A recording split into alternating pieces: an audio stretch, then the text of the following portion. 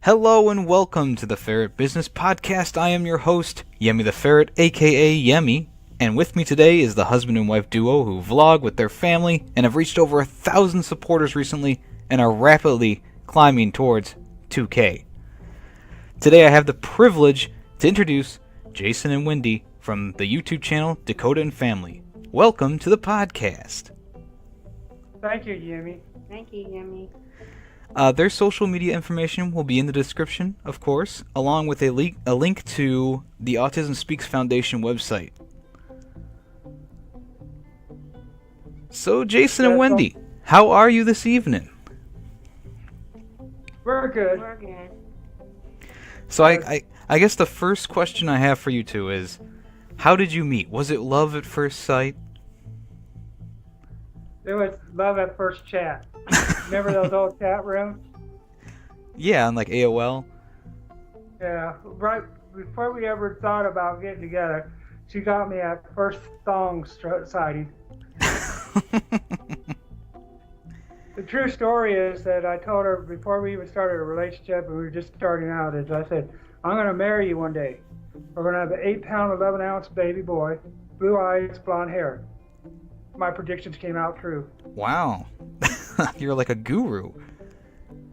I just knew in my heart. Sometimes you just know in your heart and your soul. I think anyone who watches your videos knows that you two are very much in love and support each other very, very much. It's not all about love. Sometimes we argue, but that's okay. We're only human, you know. Mm-hmm. And I guess a lot of couples, they actually get divorced. Statistically, about 40 to 50% of couples, they get divorced after the first year of marriage. Do you have any, secrets for staying together for so long? Keep broke so you can't afford a divorce. But you got to realize that you're going to have lows and highs, and with any argument, if you could end an argument and then about a half hour later you can start talking, normally you got a good marriage. And sometimes you just got to back. You don't always have to be right. Sometimes you just got to let the other person be right. Well, that's very good advice. Just keeping an open communication going. Mm-hmm. Make sure we communicate all our problems and not keep everything hidden inside. And as you know, I don't know if you know this, but there's a higher divorce rate with parents of autistic kids and all that. Oh, is there? Why do you Yes, think that is? Because of the stress, and it's real stressful. I think it's a lot of conflict between parenting styles. Like one person, one of them may want to do something else, and then the other one, they can't agree on how to combine their differences and try to make it one whole thing for the child. Mm-hmm. And they can't communicate very well, and I think that's what stresses the relationship, because they can't figure out how to deal with the child. And a lot of times you're focused on, like Dakota, you're focused on him more than anything else. So sometimes we stay up late just so we can have that one-on-one time. Oh, okay. Now that's really interesting. Have you two ever had any large arguments, like the way you were describing? Our main arguments are about food.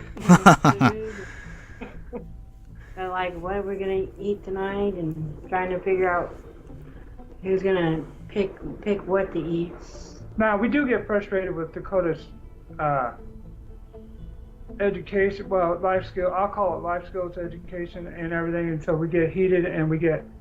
It's more like a passion. Yeah. Like we're like trying to find the best answer. Okay. And we kind of like knock heads on it, if you know what I mean. Yeah. I know you two have had trouble in Walmart with people laughing at you behind your back. You know, is there anything else that's happened to you that's been worse? You know, in the bullying sense? Just the stares, and one time I got a comment that right before everybody knew that he was when he was 3 that we weren't parenting, that I wasn't parenting right at a store, and I looked at them. I said, "You don't know my story, and you need to get out of my story." And that's all you can do. But usually, but now I know that was the wrong way to say that, and I should have said he's autistic. Go to like Autism Speaks or whatever, or Google it, and you'll understand. Maybe you can get a little bit of an understanding. Right, yeah. You know, I know back when I was in high school, there was always those kids who would pick on the kids who had disabilities, and I tended to ignore them, but looking back, I really wish I would have said something to them, you know? Yeah.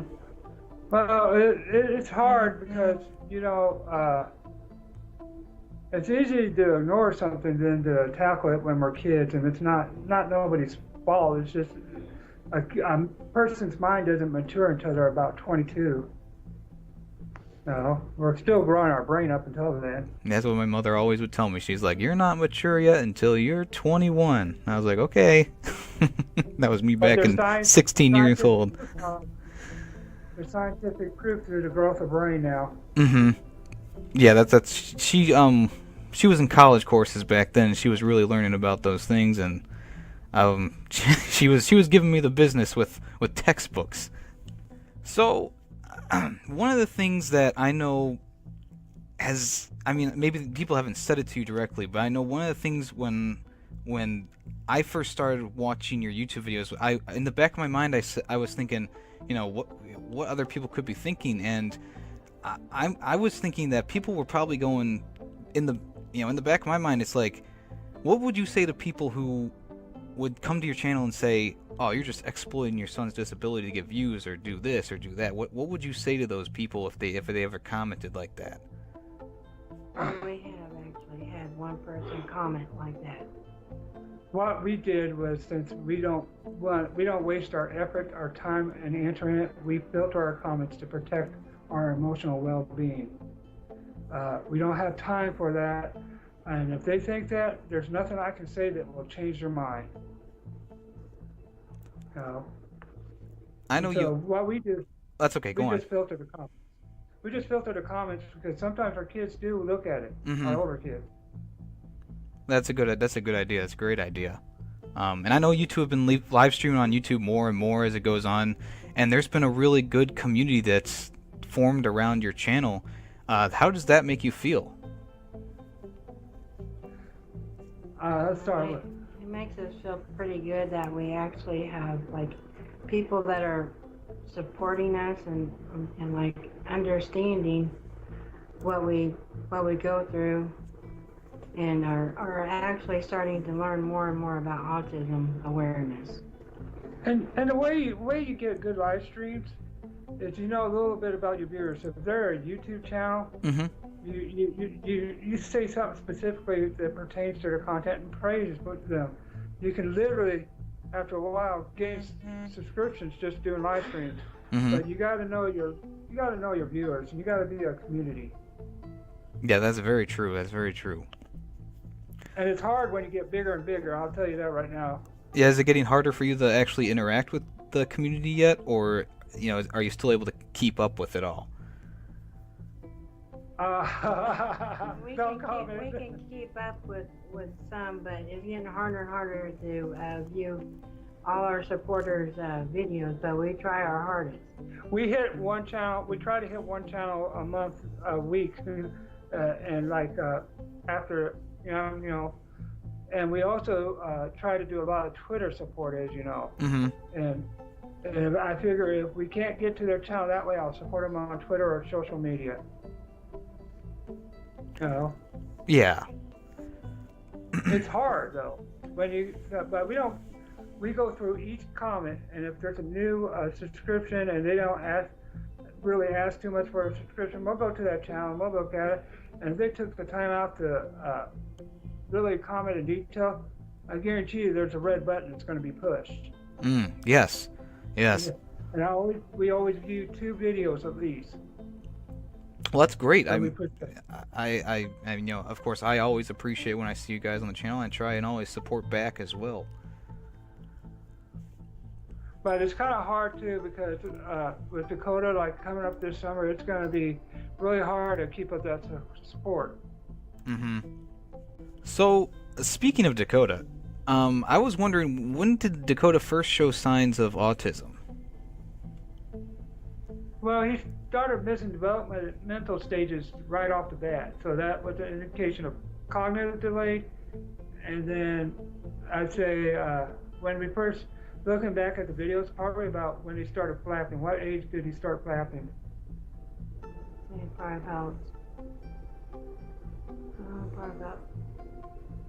10, 11 months. Yeah, he About is. 10, 11 months. He we knew something was wrong with him though, literally, because he didn't hold his head until at least 2 months old. He didn't start crawling until a year and a half to 2 years old. 2 years old. He started walking at 3. When you gotta leave a 10-month-old baby in one spot and know that they're not gonna move, there's something wrong. So, but autism, I'd say, looking back 6 months, we knew something was wrong though. What was the biggest challenge while he was growing up for you guys personally? Getting resources to help. We had it was okay getting the first part, the physical therapy and the occupational and speech, but getting him officially diagnosed with autism was the hardest part. They wouldn't do it until he was age 4, even though he had the classic symptoms. Do you have any advice to people who may have a child with autism and just don't know what to do? I would say do early intervention as soon as possible, and then go on into talk to your pediatrician, find out more resources that can help you, that can get more help on a diagnosis of autism, because I know that here they won't do it until they're age 4, but I know some states and all that, they can do it a lot sooner. And what a pediatrician can do for you is refer you to either a psychiatrist, psychologist, or a place that can diagnose you, or a neurologist in some cases. But if there's really some red flags like stimming, no eye contact, no speech, when you call their name, they don't respond. then those are red flags, and you need to go get help immediately. Yeah, that's gotta be kind of scary at first though, when you just when you're just starting out. It's scary and it's upsetting at the time. It's upsetting. You go into it's like you lost somebody. It's like a grieving process. Yes. Well, I never knew that. Do you care to elaborate on that? You get it's hard to when you first hear that your child has autism, it's like a hard pill to swallow. And so you go through all the emotions of being upset, crying, angry, and you just go through all those emotions because you're trying to figure out, okay, he just got diagnosed with autism. What is the next step? Is he going to get better? Is he, going to get, any help? Or are we going to be able to get any help for him? Or are we going to be able to financially help him? You go through all that process. So it's like the mystery is a little bit more scary then. Yeah, it's like you don't know what the future's going to hold.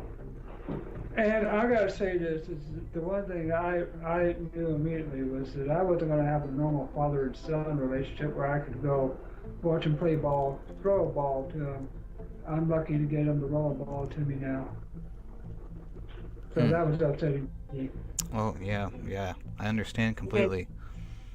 Because you see, like, we always have this problem where we see kids his age that are neurotypical that we're like, wow, we wish our son could do that, you know. Mm-hmm. We go through that emotion still, and then we get to the jealous thing, you know, because we wish our son could speak, or our son could ride a bicycle, or our son could be outside and not have to worry about him running down the street or getting hit, or, you know. Yeah. You know, we miss out on all that stuff.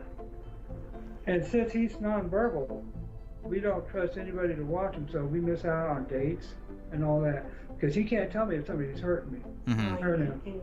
We don't always, you know, it's not just us missing out on stuff, it's also the other two older kids missed out on a lot of stuff because of Dakota. I'm just going to switch gears a little bit here. We all know that Canes has been thinking of quitting YouTube for a while now. And people are having trouble with YouTube lately, and, you know, they're saying, people all over the place are just saying they're going to quit. Do you have any advice for people feeling the pressure of YouTube or feeling like they just want to give up? Maybe they lost their vision. Maybe they didn't want to. I think that you should go. I understand a gamer wants to be, you know, have 50,000 subscribers, 50,000 views.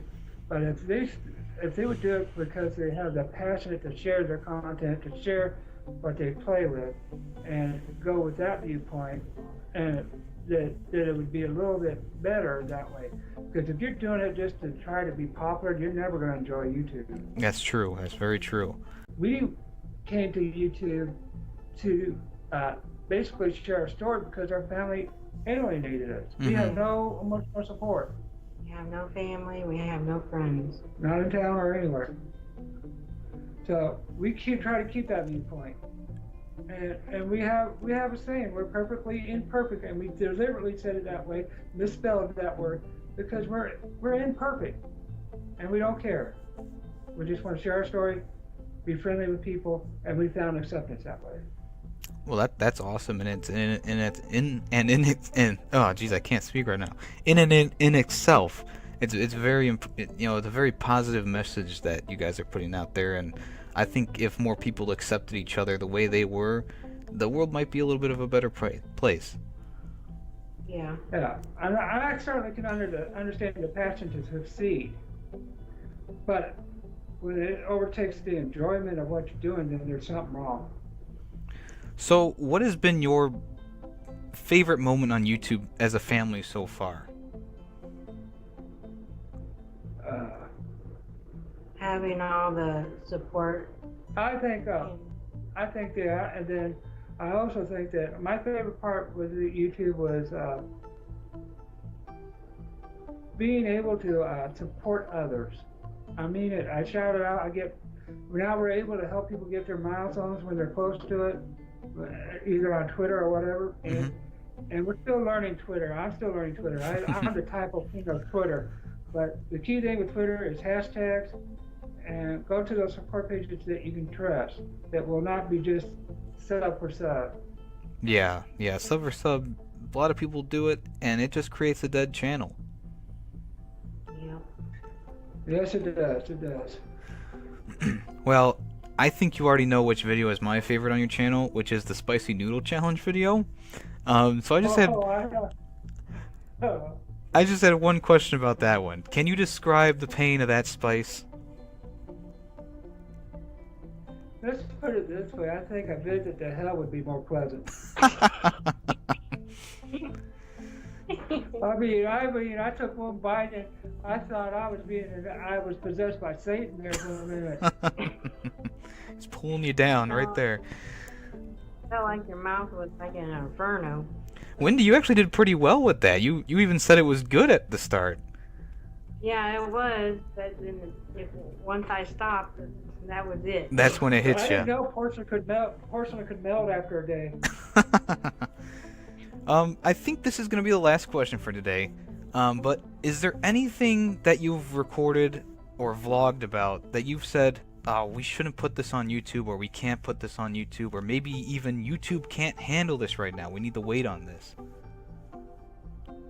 I think when we live chatted about the school and what they did, we were second guessing it, but after we look back on it, we don't regret it because the things were true. We never slandered somebody, and it was verified. Mm-hmm. Okay. So there's no regrets for me. Are there any videos you haven't put out because, you either don't like how it turned out or something like that? Yeah, all the time. All the time. Now we create them as bloopers when we don't have enough content to put up there. Well, that's all the time we have for this episode. I really want to thank Jason and Wendy from Dakota and Family for joining me on this episode of the podcast. Of course, all their social media links will be down in the description. Please give them a look-see. Subscribe if you like the content. Support the channel. And also down below will be the link to the Autism Speaks website. So if you want to educate yourself even more on the subject of autism, you can there, and you can even donate to them as well. Jason, Wendy, is there anything else you would like to add before we sign off? It's Autism Awareness Month in April, and I appreciate you having us in the month of April doing this. That's right. All right. Well, thank you once again for listening to the episode. Once again, I'm your host, Yummy the Ferret, and this has been the Ferret Business Podcast.